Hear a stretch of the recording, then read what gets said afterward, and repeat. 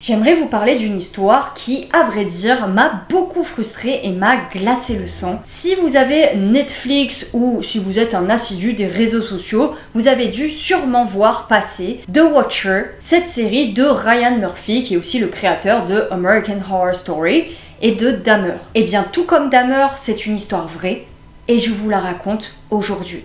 La série se base en fait sur un article publié en 2018 dans le New York Magazine qui s'intitule The Haunting of a Dream House, littéralement une maison de rêve hantée. Un article de Reeve Wideman, je sais pas comment on le prononce. L'article détaille comment Maria et Derek Broaddus ont acheté la maison de leur rêve en juin 2014, non loin de l'endroit où Maria a grandi. Peu de temps après l'acquisition de la maison, les Broaddus ont commencé à recevoir des lettres anonymes et effrayantes de la part de The Watcher. Si la première lettre était plutôt amicale et les accueillait dans le quartier, les lettres suivantes vont être plus hostiles et vont se concentrer sur les 3 jeunes enfants de la famille. Hey guys, j'espère que vous allez bien. Eh bien moi, merci beaucoup, ça va très bien comme toujours. On se retrouve pour une nouvelle ADJ, Affaire du jour. Je suis Nathalie Cat, je vous présente des affaires de True Crime toutes les semaines. Donc si tu es friand d'affaires méconnues dans le YouTube francophone, je t'invite à t'abonner. Cela ne mange pas de pain et ça me fait très plaisir, chaud au cœur. Et puis, si tu aimes les analyses psychologiques, je suis en criminologie, tu rejoindrais une communauté à l'esprit aiguisé. Et abonne-toi, sinon Poupie viendra s'en assurer elle-même. N'hésite pas à checker mes comptes Instagram et TikTok où je suis très présente. Mais je te laisse avec le générique.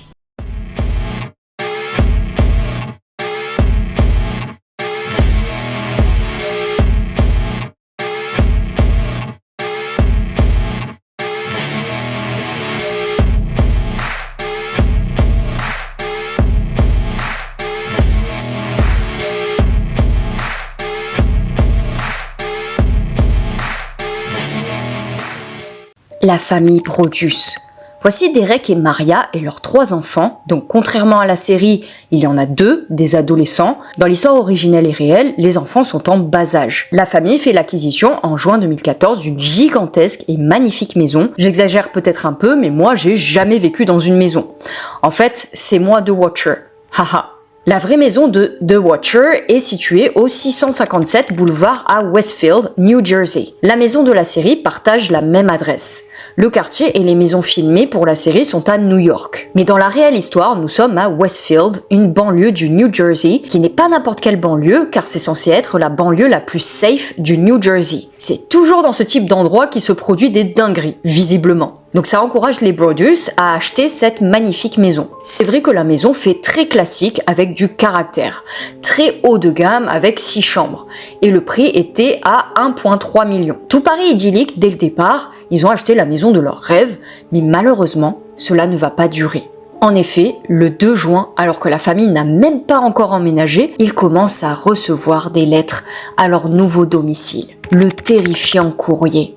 Les lettres sont bien évidemment anonymes et leur auteur semble connaître parfaitement la famille, qui ils étaient et que la maison avait été vendue. Donc déjà, c'est bizarre, ça commence très bien avant même leur emménagement. Il faut savoir que la maison est mise en vente en février 2015, 8 mois après que les Broaddus aient acheté le 657 boulevard Westfield. Donc ils sont restés que très peu de temps dans cette maison. Après une série de réductions de prix, la maison est retirée de la liste de vente en juin 2015. Les Broaddus déposent une plainte légale contre les anciens propriétaires pour avoir omis de divulguer les lettres qu'ils avaient reçues. Car oui, les anciens propriétaires avaient eux aussi reçu des lettres étranges du Watcher. Les anciens propriétaires. Le 29 novembre 1990, les anciens propriétaires font l'acquisition de la maison. Bon, vous allez me dire, ils sont restés quand même longtemps finalement dans cette demeure, car les Broaddus, si vous vous souvenez bien, ont acheté la maison en mai 2014, et eux aussi ont reçu des lettres anonymes. Dans les lettres, la personne affirme être la dernière personne de sa famille désignée pour surveiller la maison de Westfield, donc on peut supposément penser que les auteurs des lettres étaient d'anciens propriétaires de la maison qui y avaient vécu il y a des années et avaient conservé la maison dans leur famille. Et une fois que la maison avait été vendue, ils avaient commencé à observer les prochains propriétaires. légèrement obsessionnel dans cette famille. Les propriétaires qui ont procédé les Brodus et leur avaient vendu la maison leur avaient donc caché le fait qu'ils recevaient des lettres menaçantes. Je ne les approuve pas, mais je peux comprendre qu'ils aient eu peur que ça dissuade les futurs acheteurs. Les Brodus tombent donc amoureux de la maison et l'achètent, ne sachant pas le poteau rose. Ils commencent à recevoir des lettres du Watcher et ce n'est que bien plus tard que les anciens propriétaires admettent qu'ils en avaient reçu aussi, anciens propriétaires qui se justifient du fait d'avoir passé sous silence cette information capitale, prétendant que pour eux, les lettres n'étaient peut-être pas assez menaçantes ou dérangeantes pour les mentionner aux nouveaux acquisiteurs de la maison. Ok, le fait de recevoir quasi quotidiennement des lettres d'un corbeau, c'est un truc carrément banal. La vérité, c'est qu'évidemment, ils avaient caché ceci pour pouvoir mieux vendre leurs biens. Devant une telle mauvaise foi, les Brodus décident de porter plainte contre les précédents propriétaires, car s'ils avaient su en amont ce problème, peut-être n'auraient-ils pas acheté la maison. Car seulement 3 jours après y avoir emménagé, le 5 juin, ils commencent à recevoir des lettres. Les lettres.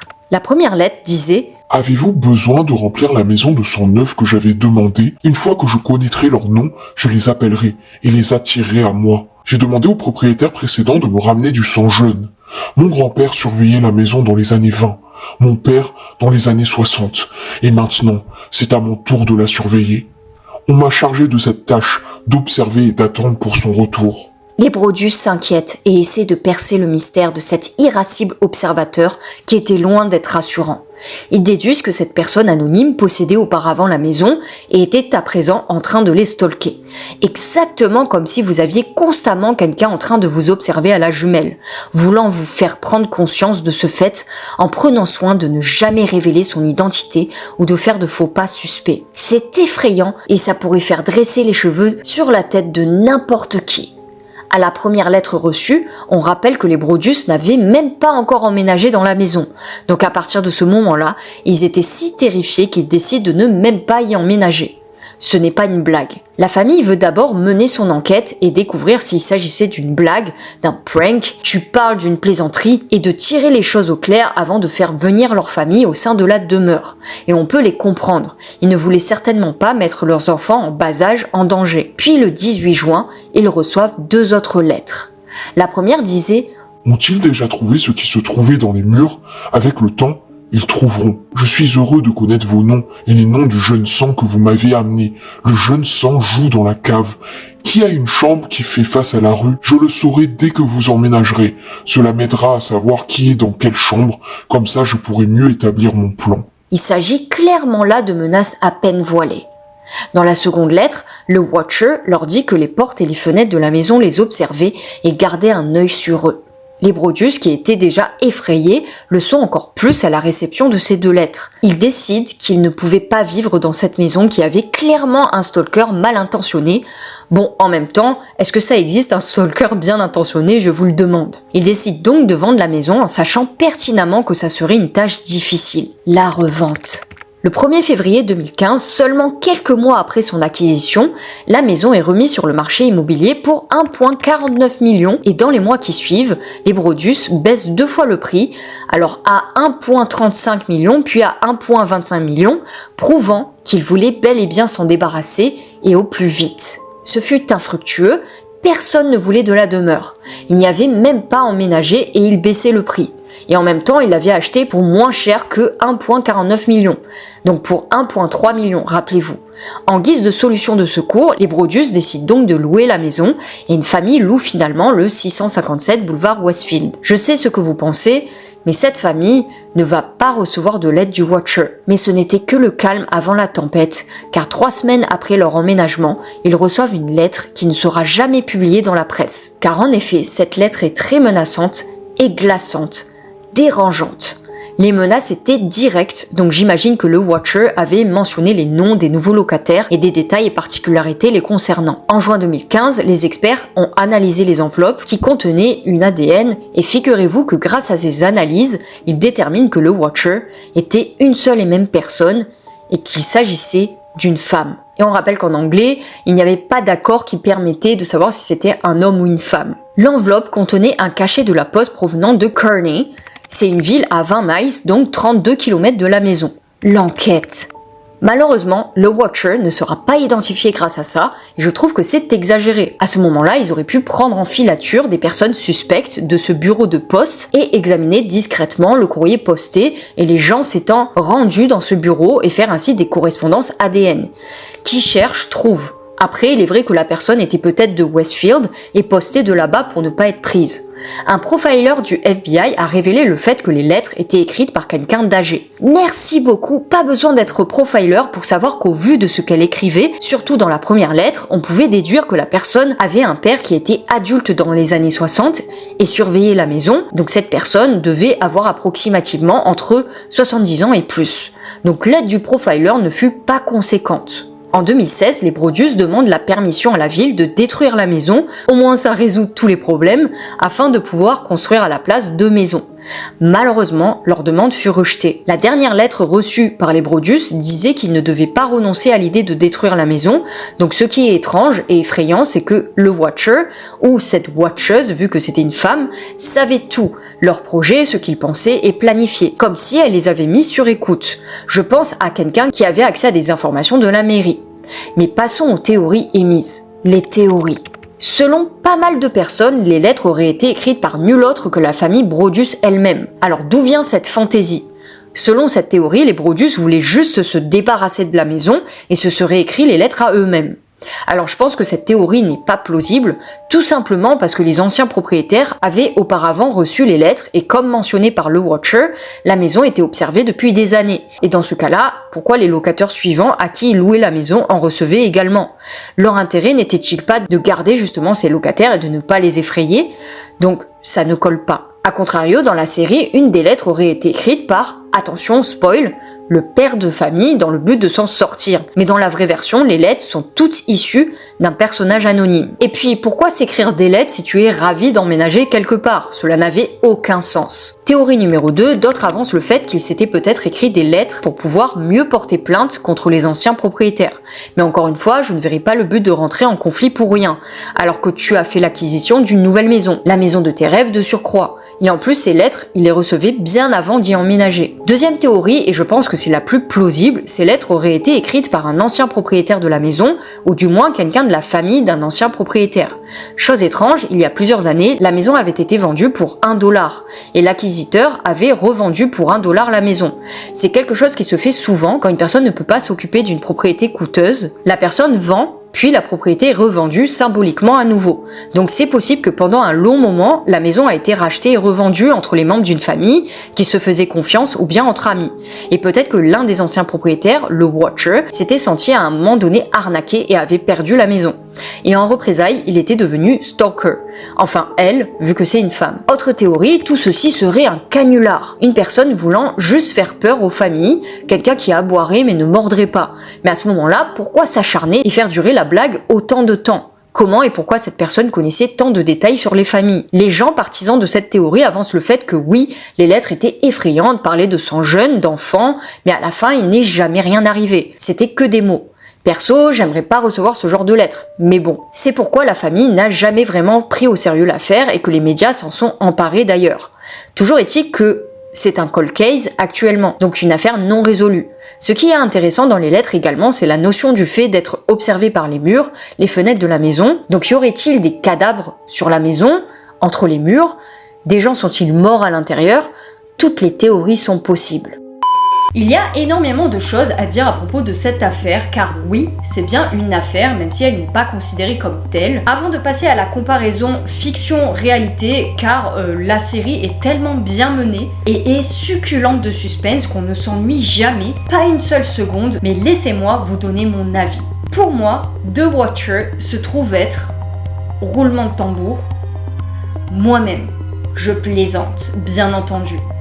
Quoique, alors pour moi, la dernière théorie est fausse. C'est loin d'être un canular, parce que qui fait durer une blague aussi longtemps, qui s'acharne autant sur toutes les familles, sur plusieurs générations, en envoyant des lettres inlassablement. Donc moi, à mon humble avis, je pense que c'est une personne qui a possédé la maison, que ça soit elle ou quelqu'un dans sa famille il y a des années, ou bien un mythomane ou plutôt une mythomane vu que c'est une femme, si c'est bien la personne qui a léché l'enveloppe, qui est bien la personne qui écrit aussi les lettres. Donc une mythomane qui aurait aspiré à posséder la maison mais qui n'a jamais pu la posséder. En psychologie, les causes du stalking, c'est-à-dire le fait de traquer quelqu'un, sont multifactorielles. Donc les motifs et les profils peuvent être diversifiés et le stalking ne constitue qu'une des manifestations d'une pathologie. Dans les stalkers, nous avons bien évidemment les érotomanes, ceux qui sont attirés par les célébrités et pensent vivre une histoire d'amour avec elles alors qu'elles ne les connaissent ni d'Ève ni d'Adam. Les amoureux obsessionnels, le plus souvent psychotiques, et l'obsessionnel simple. Ici, on retrouve à la fois dans l'auteur des lettres, le chercheur d'intimité avec les informations détenues sur les familles et le harceleur prédateur. Le stalker est en recherche d'intimité rapprochée avec sa victime, ici les Brodus. Il y a une volonté de les contrôler par le biais de ces lettres abusives.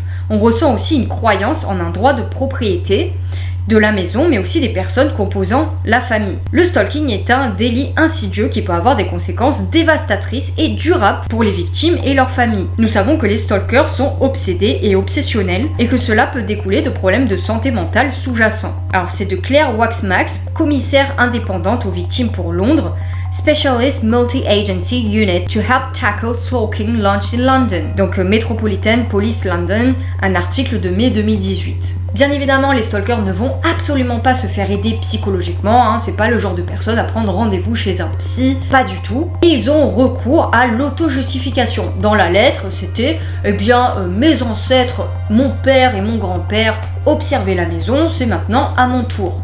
Tu parles d'une justification. On retrouve bien évidemment chez les stalkers la personnalité antisociale ou psychopathique. Et dans notre cas où le stalker s'avère être une femme, il se pourrait que cette personne soit atteinte de troubles bipolaires, car on retrouve énormément de bipolarité chez les stalkers féminins. Les émotions courantes sont la colère, l'obsession et la peur de l'abandon, selon Meloy et Boyd en 2003.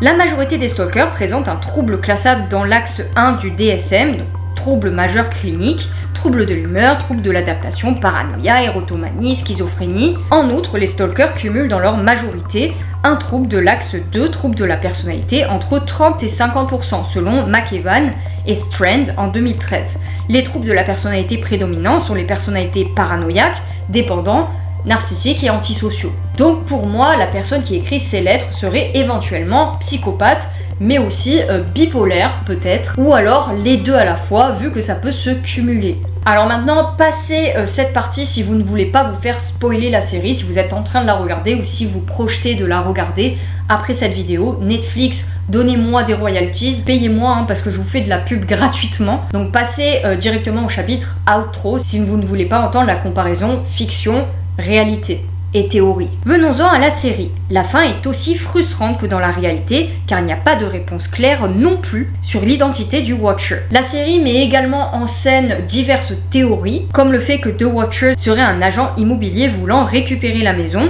Et j'avoue que au début, c'est ce que je pensais dès le premier épisode, que c'était la fameuse Kate, cette agente immobilière assez narcissique qui voulait à chaque fois pousser les Brodus à quitter la maison. Je dis dans l'intro que contrairement à la réalité où nous avions 3 enfants en bas âge, dans la série, on présente 2 adolescents, donc une fille de 16 ans, Ellie, qui fait partie d'une sous-intrigue de la série, avec une petite histoire d'amour avec Dakota, 19 ans, qui est un jeune homme qui installe les alarmes chez les Brodus, et un fils qui a à peu près 14-13 ans, je ne sais pas exactement, mais c'est un adolescent. Alors le nom de la famille a été modifié dans la série, bien évidemment, et la famille Brodus, qui ne voulait pas d'acteurs qui les ressemblaient, ont demandé expressément à être joués par des gens qui ne leur ressemblaient pas du tout. Eh bien, il faut savoir que si le personnage de Dakota n'a pas existé dans la réalité, il a bel et bien été inspiré d'un personnage réel, d'une personne réelle, car une fille va appeler la police dénonçant son petit ami, disant que sa voiture était garée en face de la maison des Brodus et que, étrangement, son nom dans les jeux vidéo auxquels il jouait était The Watcher. Voilà, donc ça fait un petit parallèle assez étrange. Mais malheureusement, la police, bien qu'ayant contacté ce jeune homme, il ne répondra jamais et ne viendra jamais se faire interroger. Quant aux lettres, nous avons droit à des lettres copiées mot pour mot sur les vraies lettres dans la série. Derek, donc Dean dans la série, aurait réellement envoyé des lettres car il était obsédé par l'identité du Watcher. Autre théorie dans la série, et c'est assez flagrant, les Brodus sont entourés de voisins plus étranges les uns que les autres et joués de manière magistrale. Pearl et Jasper par exemple. Donc Jasper se retrouve étrangement à chaque fois dans la maison des Brodus, sans y être invité et effrayer la famille, dépeignent en fait des personnages qui ont réellement existé, en la personne de Peggy Langford, 90 ans, qui vivait avec plusieurs de ses enfants, dont Michael et Abby, qui étaient dans leur soixantaine.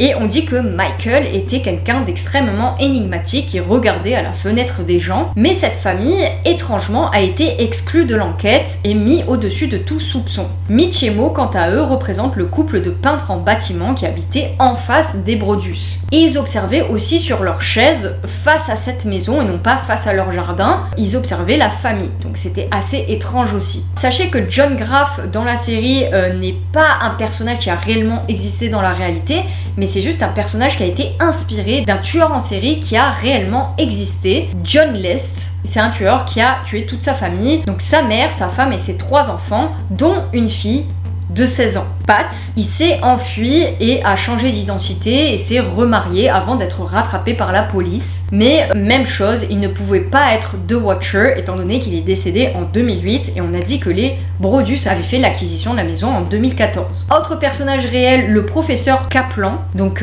Kaplo dans la réalité, qui a réellement créé un devoir de ode à la maison. Il a réellement fait une ode à une maison de Westfield, mais c'était absolument pas la maison du 657, il s'agissait d'une autre bâtisse. Et de plus, comme j'ai remarqué dans la série, les lettres, donc ode à une maison, comme son nom l'indique, il s'agit de louanges, donc quelque chose d'assez positif concernant uniquement la maison. Or, les lettres de The Watcher étaient menaçantes et concernaient les habitants de la maison. Les anciens propriétaires, les Forrest dans la série, les Woods dans la réalité, qui ont également reçu une lettre du Watcher. Alors, c'était réel, la famille Brodus les poursuit réellement en justice. Dans la réalité, la famille fait aussi appel à la police, il y a des détectives privés. Alors c'est Theodora dans la série et c'est un personnage qui n'a jamais existé. Ça a été créé évidemment pour les besoins de la série, de la fiction, pour romancer un petit peu les choses et épicer le suspense par la même occasion. Alors par rapport à tout ça, je reste sur ma précédente théorie,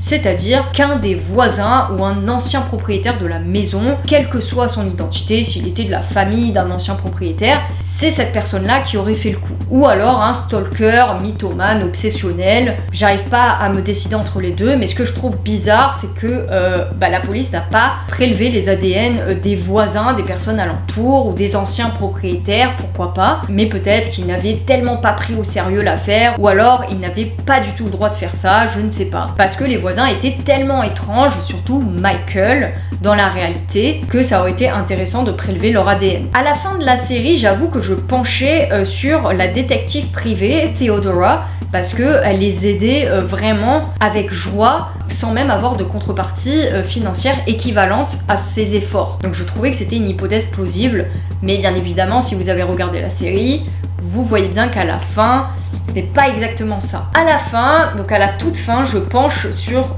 les voisins plutôt, ainsi que bizarrement sur la femme de Kaplan, donc du fameux professeur qui a réellement existé, le professeur Kaplo, car je me dis que elle a adoré ce devoir d'ode à la maison et elle savait que son mari affectionnait énormément la bâtisse du 657 mais n'a jamais pu se l'offrir en tant que professeur, donc peut-être était-elle The Watcher, mais en même temps, vu qu'elle était jeune, elle n'aurait pas pu être vraiment The Watcher étant donné que les lettres s'envoyaient de génération en génération, pas seulement à cette époque-là. Donc, aimant son mari par-dessus tout, elle aurait voulu effrayer les nouveaux arrivants. Et toi, qu'en penses-tu? J'ai très hâte de voir tes théories, j'avoue que peut-être même une des vidéos où j'ai le plus hâte de lire vos théories. Si tu es arrivé jusque-là, mets Brodus ou The Watcher en commentaire, suivi de son identité si tu as une théorie plausible. Passe de bonnes vacances si tu es en vacances, sinon courage au travail ou à la fac. Fais attention aux voisins trop envahissants. À bientôt pour une nouvelle ADJ et en attendant, like,